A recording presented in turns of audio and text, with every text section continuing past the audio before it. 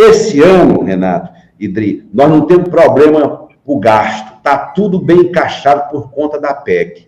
E o gasto desse ano vai servir de base para 2024. Portanto, tem algumas medidas que foram duras, é verdade, no chamado arcabouço fiscal, mas também tem outras boas, portanto, nós vamos transitando, e o governo Lula, todo mundo sabe que, mesmo no primeiro mandato, o Lula foi um dos governos mais responsáveis que nós tivemos do ponto de vista fiscal e do ponto de vista social. Deputado, o senhor é um dos principais nomes aí da articulação política do governo, né? Tem tido alguns ruídos aí nos últimos tempos, gente falando, olha, quase perdemos lá o debate da fake news, tivemos que retirar a urgência, mas, ao mesmo tempo, o arcabouço parece que passou com certa tranquilidade. De qualquer maneira, como é que é fazer articulação política numa situação onde tem dois blocos de direita hoje, né, organizados, e o campo progressista muito enfraquecido, inclusive sem aliados tradicionais, como o PSB e o PDT, que estão no governo pela esquerda, vamos dizer assim, e que estão nesses outros blocos. Há um risco real de o Lula ser abandonado e se tornar refém de um projeto, por exemplo, de semipresidencialismo? Vejam, primeiro, nós elegemos, a Câmara tem 513 parlamentares. Nós elegemos em torno de 135, 130, 140 parlamentares do campo da esquerda. Olha só, 130 e poucos de 513. Nós temos uma correlação de forças muito desfavorável do ponto de vista programático e ideológico, porque a maioria do Congresso votou no candidato que foi derrotado nas urnas. Então, para implantar o programa de reconstrução do Brasil, nós precisamos lucidez política para compor os dois eixos que sustentam a governabilidade, apoio institucional no Congresso e apoio social. O apoio social, o Lula sabe fazer muito bem, e nós estamos fazendo, ou seja, entregando, enfim. E o apoio institucional é a coisa mais delicada por conta dessa correlação de forças que nos é desfavorável. Mas a coisa está indo bem, vou te dar os exemplos.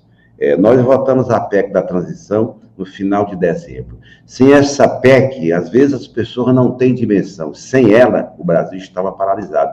Nós não tínhamos sequer implantado o novo Bolsa Família com os aumentos que tiveram. Nós não tínhamos reajuste salário mínimo, não tinha reajuste da merenda escolar, não tinha Minha Casa e Minha Vida, não tinha retomada das obras paradas, não tinha recuperação de Estado, não tinha nada. Foi a PEC da transição que deu o volume de recursos de 172 bi para este ano nós fazermos os investimentos que são necessários. Então, foi um grande momento do governo. No início foi a aprovação dessa PEC. Depois vieram as medidas, nós votamos uma medida provisória muito importante, que eu fui relator, que deu ao governo 52 bi, as decisões judiciais que nós estamos ganhando todas no Superior Tribunal de Justiça, e veio, antes da discussão do novo marco fiscal, essa discussão do tal decreto do saneamento. Quando veio essa discussão do decreto do saneamento que foi derrubado, e ali teve um recado muito claro, e não vou chorar o leite derramado, mas aquilo foi um sinal de que nós precisamos atender aquilo que foi programado, acertado e deliberado lá na PEC da transição. A coisa estava caminhando muito lentamente, as respostas não estavam sendo dadas, todo mundo sabe que com o fim do orçamento secreto, os recursos, 50% deles foram para o RP2, que é os programas de governo que os parlamentares indicam, com toda a transparência. Então, a coisa estava muito demorada e houve esse recado, mas acho que nós já recompusemos. E agora vem um novo regime fiscal, ou seja, o problema é quando eu vou dar o exemplo de anteontem, nós votamos a urgência desse novo regime fiscal. É claro que o novo regime fiscal, por nosso telespectador, ele não é aquilo ideal, mas ele é o possível dentro de uma realidade institucional posta na Câmara.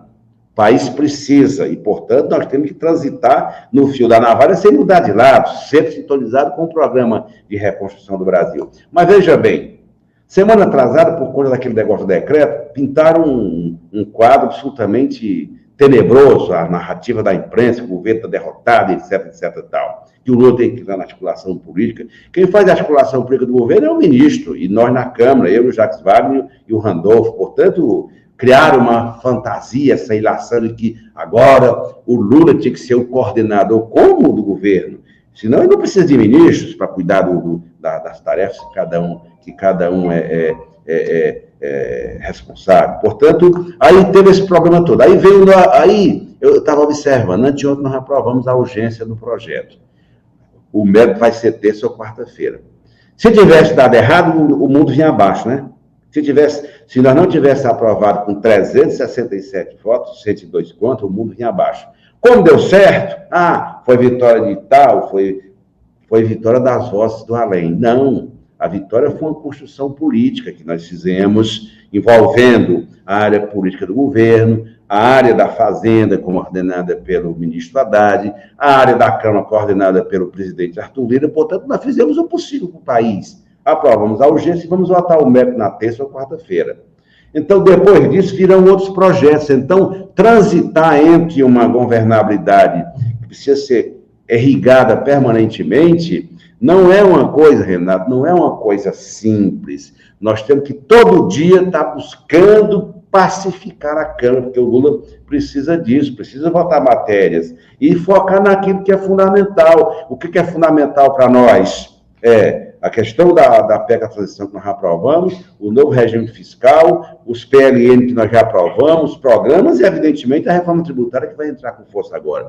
Portanto, nós temos que ter um cuidado para, ao fazer a análise, se dar conta de uma realidade, e é nela que nós estamos buscando aprovar os projetos de interesse do Lula, do novo governo, que estão sintonizados com o Programa de Reconstrução Nacional. Agora, deputado, o senhor coloca de uma forma seguinte, pelo que eu entendi.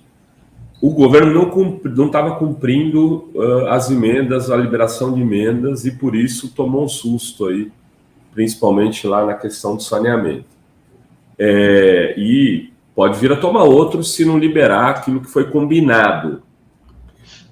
Isso é uma coisa. Agora, outra, tem partidos que tem 3 ministérios, como União Brasil, que não estão entregando nada, né, deputado? Vejam bem, você está coberto de razão. Nessa votação do marco fiscal, foi muito importante. A União Brasil entregou 43 votos e 11 contra. Então, foi um sinal muito positivo. Os republicanos entregaram 40 dos 42. E eles não estão no governo, veja, eles entregaram uma porcentagem muito maior que a União Brasil. Muito maior, é isso mesmo. É isso mesmo. Mas você, por outro lado, você tem o PSOL que votou todo contra. Verdade. Então, você tem nos dois campos problema que nós vamos se enfrentando no dia a dia, nós vamos ter que discutir. Nós estamos discutindo isso. Nós fizemos uma reunião muito importante por conta da votação do tal decreto. O decreto do saneamento, Renato, não era estratégico para o governo, não tinha nada de tão estratégico, mas acho que foi uma coisa mal conduzida, deu no que deu. E deu elementos para se construir essa narrativa de que o governo estava derrotado, que mal começou de 4 meses. Portanto, eu acho que nós temos uma perfeita, nós fizemos uma reunião com o PSB de bola, o PSD de dado, o MDB, e vamos fazer com a União Brasil, nós estamos repaginando, vamos passar uma régua no que houve para ver se a gente consolida uma maioria constitucional. Porque, olha, quando chegar a reforma tributária, havia muitos questionamentos. Eles aprovam ou não aprovam o novo regime fiscal? Aprovamos a urgência com 367 votos. Isso não é pouca coisa. Vai vir a reforma tributária, que é maioria constitucional, é 308 votos. Cada votação a gente vai testando no painel a força do governo. Mas como nós não temos uma maioria programática e ideológica, vocês sabem que nós não temos, portanto, é cada projeto, é cada discussão. Então, é mais denso, é mais difícil, é mais doloroso, é mais doído o trabalho que o ministro da Articulação Política, os líderes da Câmara e Senado precisam fazer. Mas essa é a vida. O que é importante é que a gente reconstruir o Brasil.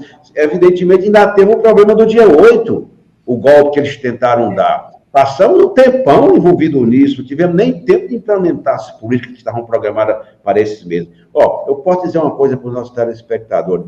Eu nunca imaginava que em 4 meses nós fizéssemos tudo isso que nós estamos fazendo. É impressionante. Ontem eu estava aqui com a ministra Elisa Trindade aqui, ela estava anunciando, só para custear a saúde em um hospital aqui, ela anunciou 136 milhões. Poxa, não é pouca coisa que nós estamos fazendo. O reajuste do salário mínimo, Minha Casa e Minha Vida, agora o Bolsa Família. Eu estava conversando com um primo meu lá da região do Encantado, onde mora minha mãe, Edri, e ele falava assim, as vendas na minha bodega, no meu mercantil do distrito lá, é um médio mercantil, uma bodega, como a gente chama no interior, ele falou, aumentaram em média 30% de janeiro para cá. Ou seja, as coisas começam a se encaixar, a economia começa a rodar, e é isso que nós precisamos. Lembre que os agoretos estavam dizendo que o Brasil esse ano ia crescimento de 1%, era 0,8%. Já estão dizendo que é 1,8%. E o ministro Haddad me disse com toda segurança que vai crescer, né?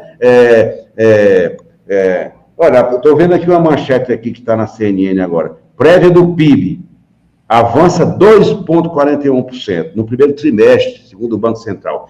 Só falta essa autoridade monetária que trabalha contra o Brasil baixar as taxas de juros, porque tudo mais nós estamos fazendo para dar conta da reconstrução do Brasil. Reconstrução social, reconstrução democrática, reconstrução das relações do Brasil com o mundo, reprojetando o Brasil nos fóruns mundiais, reconstrução do ambiente fiscal, reconstrução do meio ambiente.